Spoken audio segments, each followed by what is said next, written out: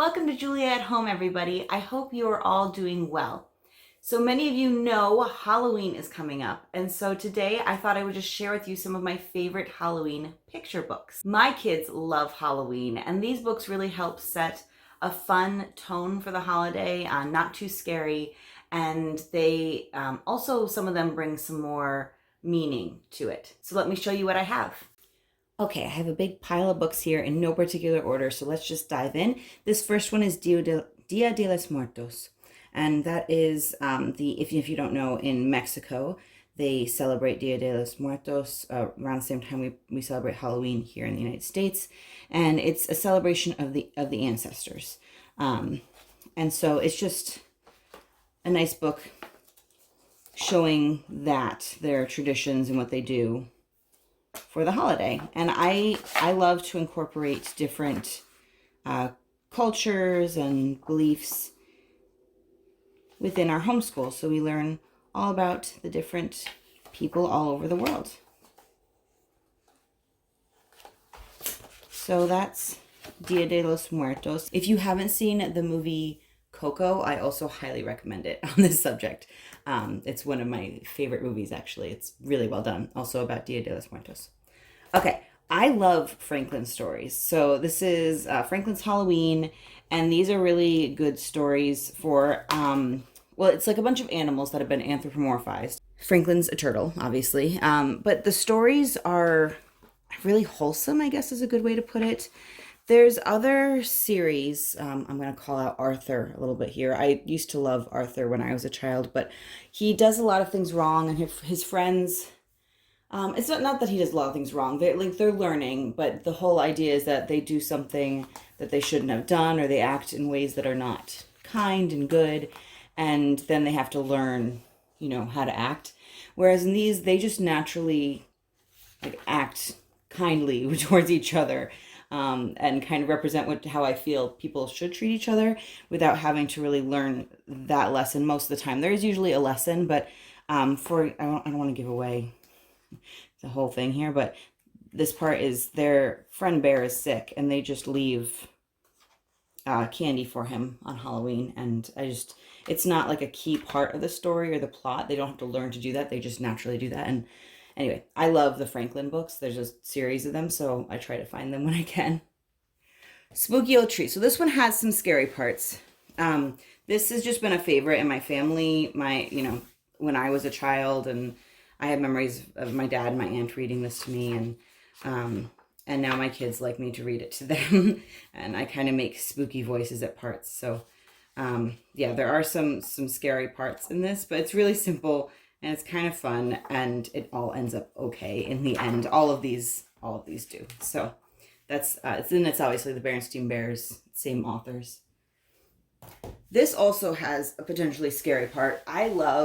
You'll see at least one more in here. I love books that don't portray witches in a negative light. I really like books about witches where the witches are not evil. So this is one, and I love Julia Donaldson in general as an author, and so it's rhyming. It's really fun to read. And you can find like a short movie that they've made of this as well. And it's just fantastic. I don't want to give the whole thing away, but there is a scary part towards the end involving a dragon. And, but it's resolved in like a really fun way, I think. So there you go, Room on the Broom, favorite. This is a newer one for us. This is When Pumpkins Fly, and this takes place in the Arctic, in a native Arctic community up in Canada, I believe. And it's about some of their myths. Well, first it shows that they don't have, all the things have to be brought on a cargo plane. So they're flown up because it's so cold up there at this time of year. And it shows what their traditions are around this time of year, and there's a magical creature that comes at this time of year. So some of these pictures show it a little bit scarier than I think the text actually is. And then it shows you how to pronounce some notes back here, which I find really helpful whenever books have that. So, When Pumpkins Fly. This was a little bit different. This is Child of Fairy, Child of Earth. The rest of it's on the back, so there. Child of Fairy, Child of Earth. And it's about, it doesn't, well, I mean, it takes place on All Hallows Eve, so it is a Halloween, I guess, book. But, and I pull it out this time of year. It's about a human child, a human girl who meets an elven boy, elvish. And they stay with each other for the day, but then they both decide that they show each other their worlds, and then they decide they like their world best, and so they stay in their world. But then on All Hallows Eve each year, they continue to see each other, and I think it's just a nice story, and it's got really pretty pictures. Look, I love that one there.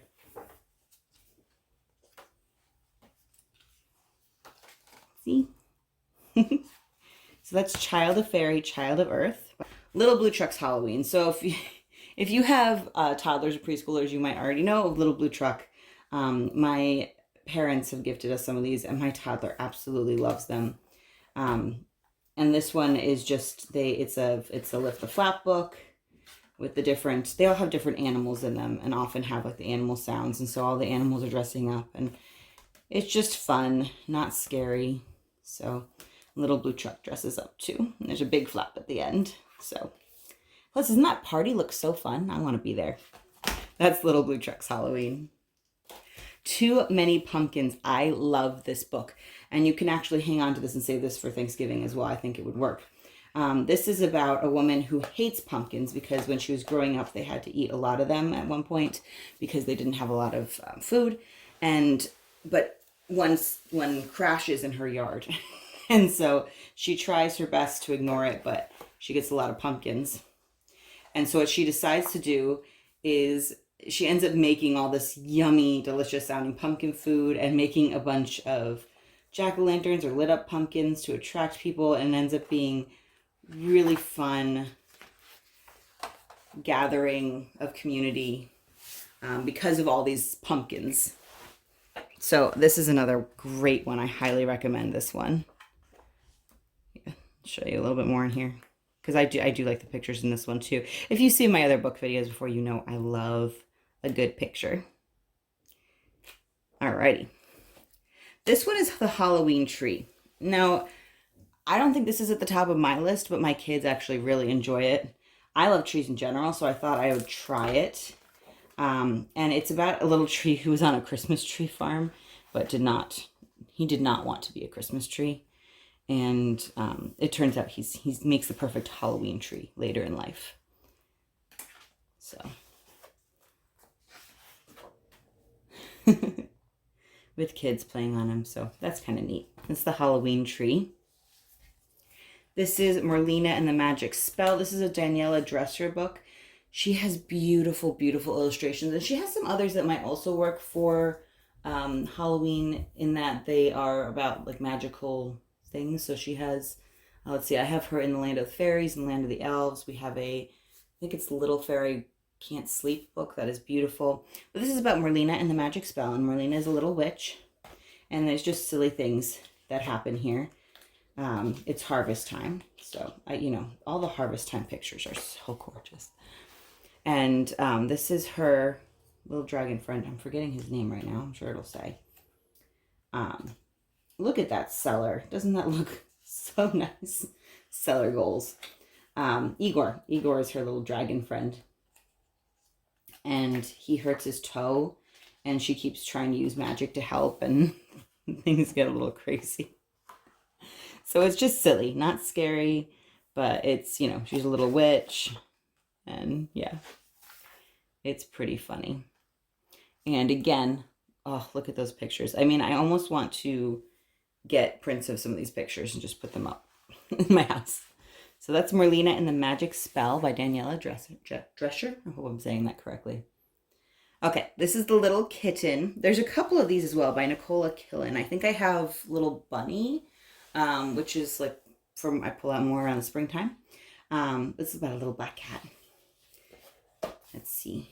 It's Ollie and her cat. This is Ollie's cat. And they find this little black cat. And an adventure ensues. Look at there's some metallic accents in this. I don't know if you can see that through the screen. Let me see if I can get you see better. Look at that. Isn't that beautiful? So, I mean, I don't think this is scary. This is like a moment of her being scared for a minute, but I wouldn't consider this a scary book at all. And at the end, there's a little touch of the witch in the window there. But again, I think it's a friendly witch, a good witch, if you will. So that's The Little Kitten. The Curious Little Witch. Okay, this is one I've had for years and is one of my absolute favorites. And for that exact reason, I told you that it does not portray witches as like evil and scary. And so there's a curious little witch, and she flies into this house and her broomstick breaks. And so she has to go through the house and she meets all of the witches that live in the house. And there is the music witch who plays beautiful music. It's also got these flap things here. And there is the kitchen witch. Look at her kitchen. She's making yummy food. There is the bedtime witch. I thought that was a funny one. I had not heard of a bedtime witch before. And the tinkering witch, who can fix anything. Oh, and there's actually at the back of the book here, there's I want to say map, but I guess just a drawing of their house. So I really like this one. I think it's fantastic. The Little Ghost Who Was a Quilt. And again, this is ghosts, but not scary. The ghost in this is, it's not scary at all. And this is a great book. The entire thing is just a metaphor for being different and for how there can be adversity in being different, but that also that's usually a gift in the end. So that basically sums up the book, I think. But yeah, most of the ghosts are sheets, and so they can fly really easily through the sky. But this guy's the little ghost is a quilt, so he's slow, and so he can't fly. It makes him sad. But something happens on Halloween. And he ends up being taken home by this little girl and keeping her warm. And anyway, it makes him happy, and his difference is actually good. So, yep, a little ghost who was a quilt. This is Bats at the Library, and it's exactly what it sounds like. We had actually first seen this one. It was read to us at a library story time around Halloween. when we lived back in Maryland. And I had remembered it, and it's just fun. And oh, goodness, I'm sorry. My kids do a number on books sometimes. Do yours do a number on books? I think it's a sign of love, but and because I let little hands onto the books, because I think it's good for them, but sometimes we need to tape some things and work on being more gentle. So, anyway, so this is about bats getting into the library, and they have a lot of fun in the library. Look at that.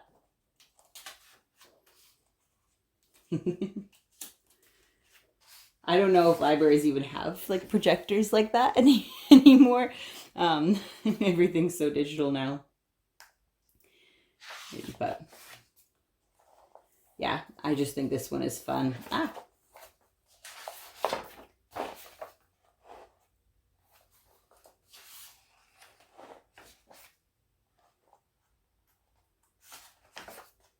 Okay, so that gives you an idea there.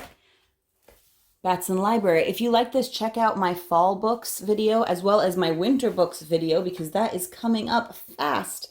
And I will talk to you later, friends.